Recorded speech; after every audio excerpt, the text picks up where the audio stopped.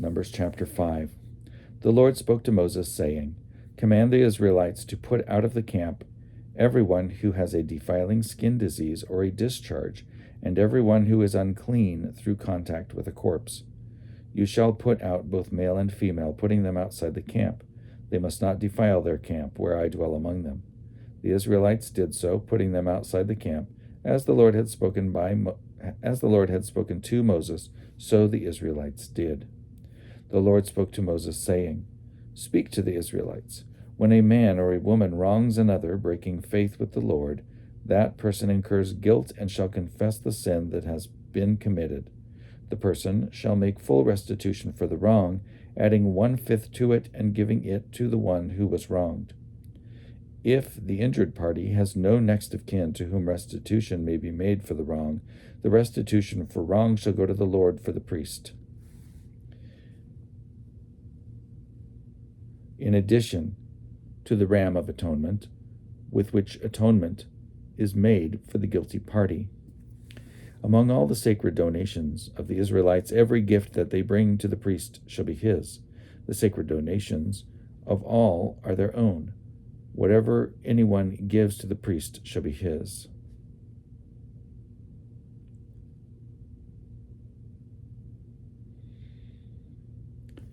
The Lord spoke to Moses, saying, Speak to the Israelites and say to them, If any man's wife goes astray and is unfaithful to him, if a man has had intercourse with her, but it is hidden from her husband, so that she is undetected, though she has defiled herself, and there is no witness against her, since she was not caught in the act.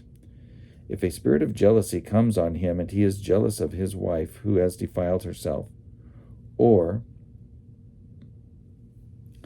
if a spirit of jealousy comes on him, and he is jealous of his wife, though she has not defiled herself, then the man shall bring his wife to the priest, and he shall bring the offering required for her, 1/10 of an ephah of barley flour.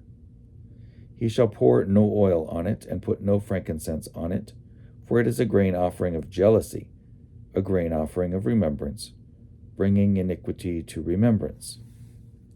Then the priest shall bring her near, and set her before the Lord. The priest shall take holy water in an earthen vessel, and take some of the dust that is on the floor of the tabernacle, and put it into the water. The priest shall set the woman before the Lord, dishevel the woman's hair, and place in her hands the grain offering of remembrance, which is the grain offering of jealousy. In his own hand the priest shall have the water of bitterness that brings the curse. Then the priest shall make her take an oath, saying, If no man has lain with you, if you have not turned aside to uncleanness while under your husband's authority, be immune to this water of bitterness that brings the curse. But if you have gone astray while under your husband's authority, if you have defiled yourself, and some man other than your husband has had intercourse with you, let the priest make the woman take the oath of the curse, and say to the woman, The Lord make you an execration and an oath among your people.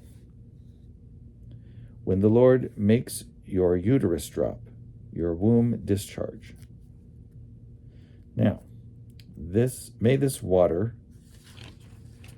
that brings the curse enter your bowels, and make your womb discharge, your uterus drop. And the woman shall say, Amen, Amen. Then the priest shall put these curses in writing, and wash them off into the water of bitterness. He shall make the woman drink the water of bitterness that brings the curse, and the water that brings the curse shall enter her and cause bitter pain.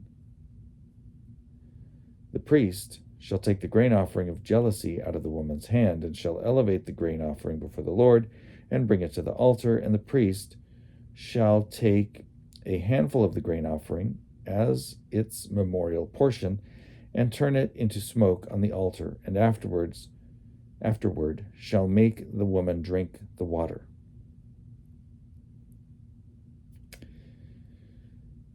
When he has made her drink the water, then, if she has defiled herself and has been unfaithful to her husband, the water that brings the curse shall enter into her and cause bitter pain.